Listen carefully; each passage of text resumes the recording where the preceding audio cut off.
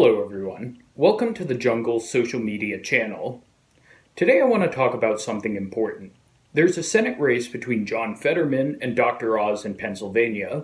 Dr. Oz, of course, doesn't live in Pennsylvania. He merely has property there, but he's trying to put himself in charge anyways.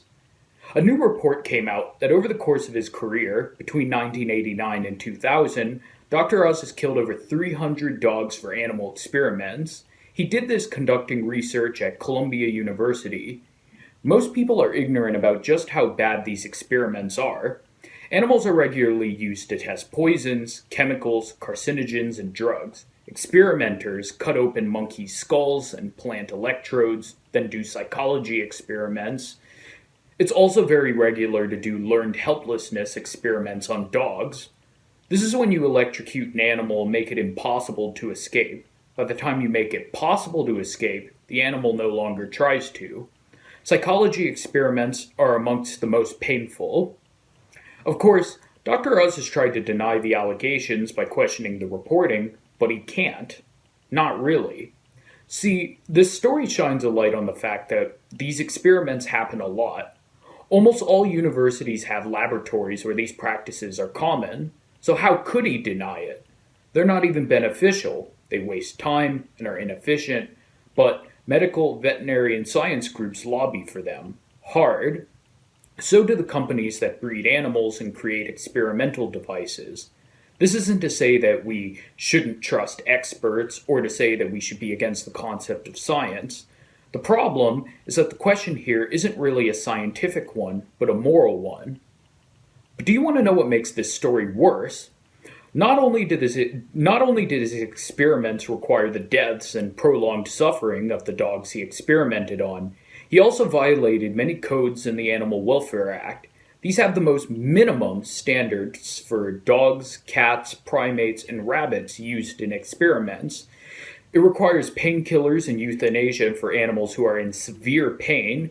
It requires you not to use paralyzing drugs without also using painkillers.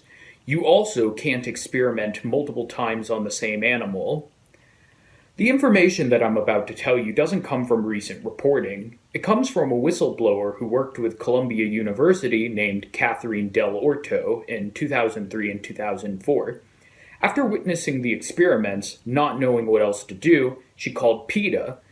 PETA sent a letter to the university containing her reports. She stated that even though PETA isn't a reliable source of information, that what the letter said was true to what she told them. Dr. Oz failed to sedate dogs he was putting down, using anesthesia to numb their pain. One dog who was experimented on experienced lethargy, vomiting, paralysis, and kidney failure. He failed to euthanize the dog for 2 days. He continued to experiment on another dog repeatedly for a whole month, even though the animal was in such horrible condition that the data had become unusable. He killed a litter of puppies by injecting expired drugs, and then he put them in a trash bag with their still alive litter mates. We don't have a wide array of animal welfare laws in the first place, and the ones we do have go unenforced, so Dr. Oz was able to cut corners and throw out all caution without anybody stopping him. He didn't just harm dogs either. He also experimented on and killed pigs, baby cows, rabbits, and small rodents.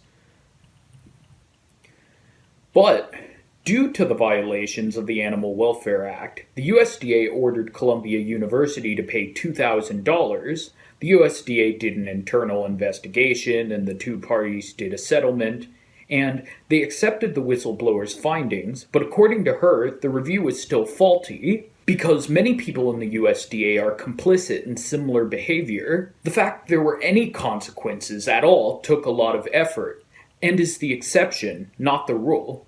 And imagine, after all that, the only penalty for the unnecessary death and immense suffering is a paltry $2,000. It shows how normalized these actions are, and the blatant disregard in our attitudes for any species that's not human. And months later, Columbia University made a statement. They didn't deny any specific allegations. They simply said Dr. Oz was a highly respected researcher and clinician, and that he adhered to the highest standards of animal care.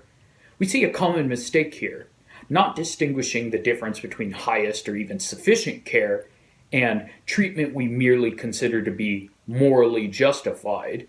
These experiments have been a tradition for so long that it's just a common attitude that the animals are not only objects to be experimented on, but that their suffering doesn't matter even a little bit. Dr. Oz used to have senior positions at Columbia University, but earlier in April, they cut all ties with him, probably because of his bizarre statements, fringe politics, and being a TV show host running for Senator of Pennsylvania, even if he doesn't live there. He's a supporter of election denial, where political candidates, plus the previous president, have refused to accept the results of our elections, citing unproven conspiracy theories about their opponents cheating. This is extremely dangerous for our democracy. These are the types of beliefs that led to the coup attempt on January 6th. I guess there's also the fact that he's an insufferable quack that sells magic pseudoscience cures on TV. We have paltry animal welfare laws that go unenforced. To get enforcement and funding for old regulations and new ones, animal experiments needs to become a political issue. For this to happen, we need to draw as much attention to it as possible.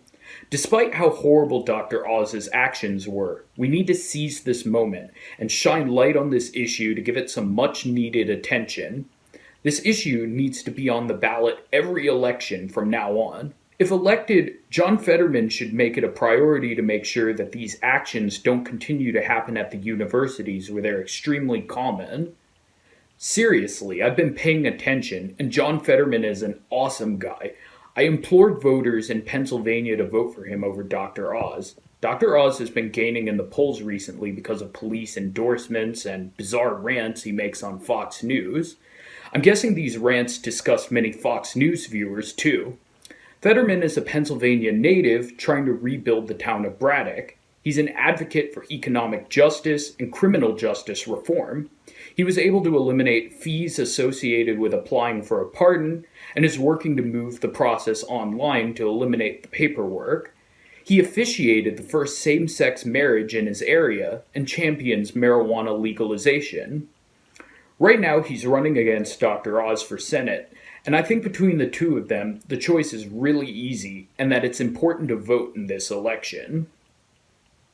Anyways, that's all for now. Have a good day, everybody.